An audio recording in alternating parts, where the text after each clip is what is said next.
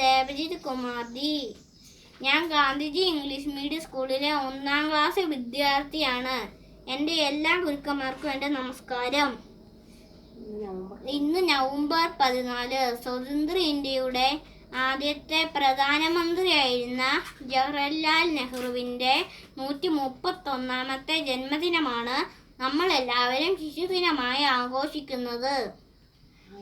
1889 November 14 അലഹാബാദിൽ അച്ഛൻ മോത്തിലാലിൻ്റെയും അമ്മ സ്വരൂറാണിയുടെയും പുത്രനായാണ് നെഹ്റു ജനിച്ചത്.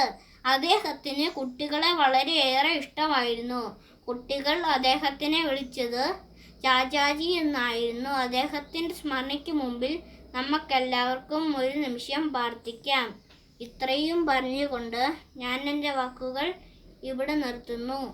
നന്ദി, നമസ്കാരം.